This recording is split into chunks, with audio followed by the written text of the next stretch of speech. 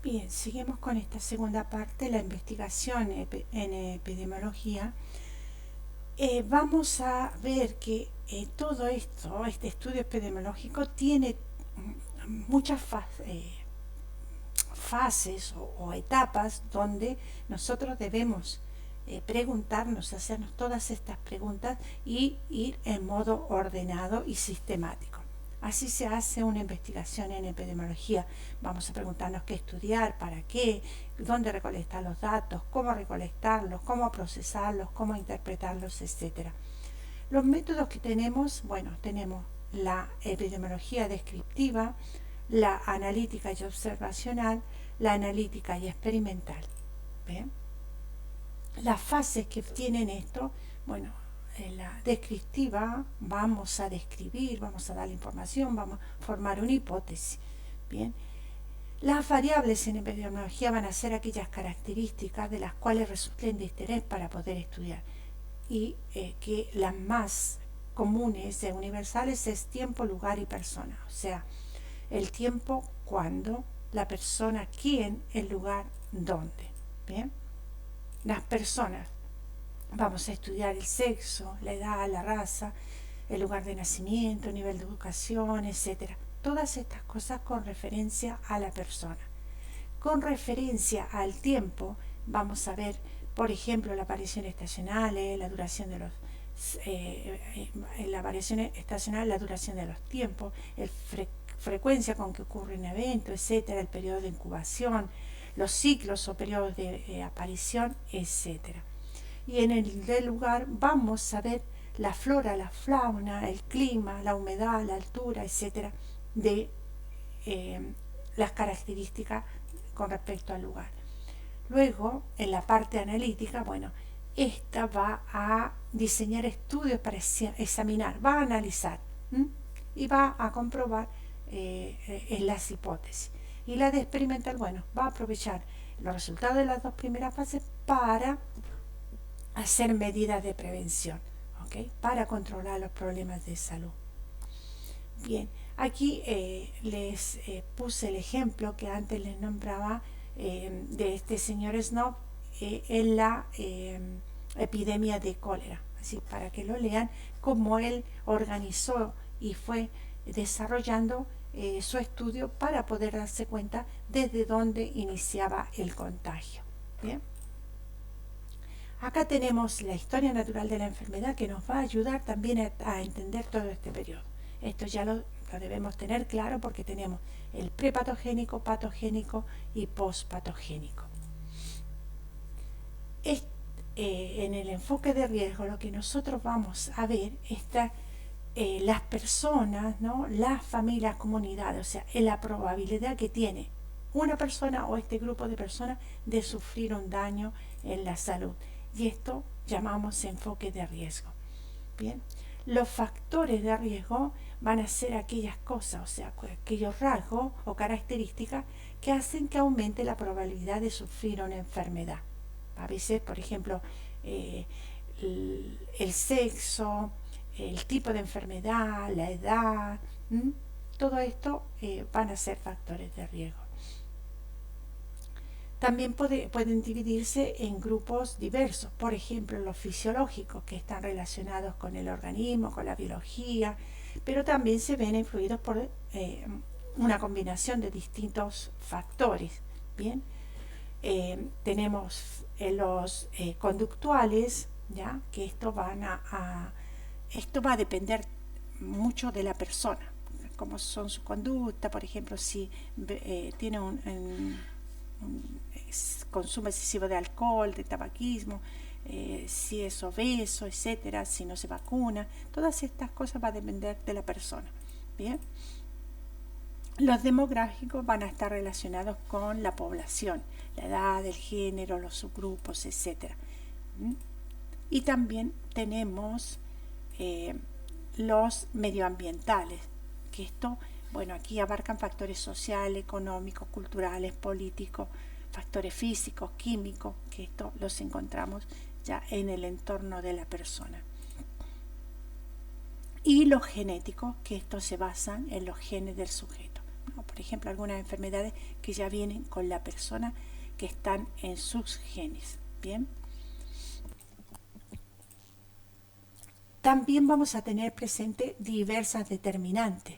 Esto sabemos que en salud hay determinantes estructurales que hacen que estemos más expuestos o no, dependiendo del lugar donde nacemos, las oportunidades que tenemos, etcétera.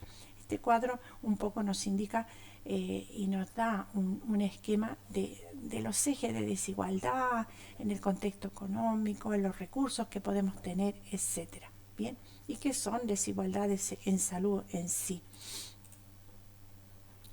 La multicausalidad, bueno, aquí este enfoque epidemiológico que va a ser las múltiples causas que pueden hacer que nazca un problema, ¿bien? Y está a buscar cuáles son las causas que nos hacen entender, o sea, cómo surgió, qué es, etcétera. El enfoque epidemiológico de una enfermedad a la población, bueno, no ocurre al azar, no se distribuye homogéneamente, o sea, esta es la explicación multicausal, o sea, hay causas sociales, hay causas económicas, hay causas ambientales, culturales, políticas. Bien, entonces esto es multicausal. Bueno, hay factores también que pueden ser causales para que sean causales tienen que influir así la temporalidad, o sea, toda causa se precede a un efecto. La fuerza de asociación, la consistencia de la observación, la especificidad de la causa, la gradiente biológica, bien, la pausabilidad biológica, etcétera.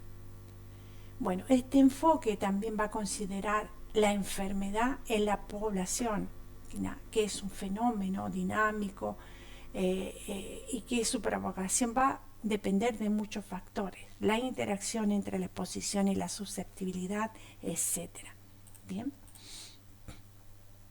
La tríada epidemiológica también es un modelo. Este es un modelo tradicional de causalidad de enfermedades transmisibles, o sea, el agente, el huésped, el ambiente, etc. Esta triada siempre está presente. Entonces tenemos estas determinantes que antes hablábamos de lugar, persona y tiempo, que son las determinantes universales. Bueno, el modelo de componentes causales se aplica a todo tipo de enfermedad, ¿ya? Porque no es solo una cosa la que la causa, sino que son muchas las causales, ¿no? A veces, bueno, causa suficiente, aquí tenemos y causa suficiente. Va a depender de cómo se vayan moviendo, qué es lo que va a influir más, etcétera. Bien. El concepto de la enfermedad transmitible, bueno, es esta enfermedad infecciosa que se puede transmitir directa o indirectamente. Bueno, esto es un concepto que nos da la OMS. Bien. Luego tenemos estas enfermedades transmisibles que se expresa, ¿no?, en estadios o periodos. Tenemos este periodo de latencia, ¿ya?, entre el periodo que transcurre la infección hasta que se vuelve infecciosa, la incubación. Y acá tenemos el esquema de la historia natural de la enfermedad. Entonces, cuando hay un periodo de latencia, cuando está en el periodo infeccioso, y ya tenemos estos cambios físicos, ¿no?, y que va a estar declarada la enfermedad.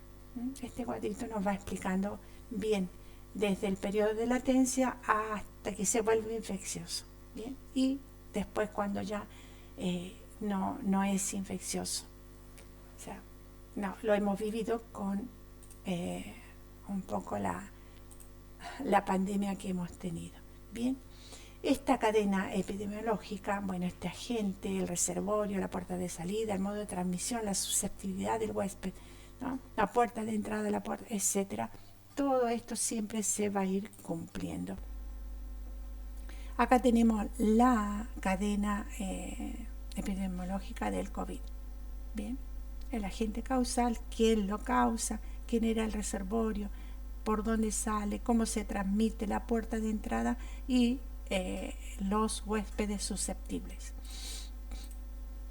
Bien, método epidemiológico, bueno, esto también está sustentado en los diferentes diseños que se van a realizar, a los diferentes estudios que se van a realizar. Bueno, esto nos va a ayudar a ver cómo comparar la frecuencia con que se producen los fenómenos. Las etapas, por ejemplo, siempre vamos a tener la observación, vamos a tener la hipótesis y vamos a tener la verificación. Bien. Y las fases de este método epidemiológico, bueno, es observar, ¿no? Elaborar la hipótesis, intenta verificar su validez, vamos a ver esta etapa de conclusión o de acuerdo a los resultados que vamos a obtener, y con esta evidencia de nuevo vamos a tener elementos para poder cuidar la salud de la población.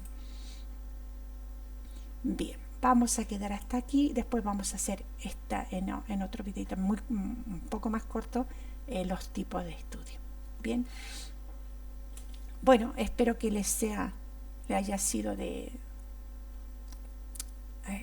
práctico de explicación, y si no, bueno, las consultas las hacemos en la clase que tendremos en el instituto.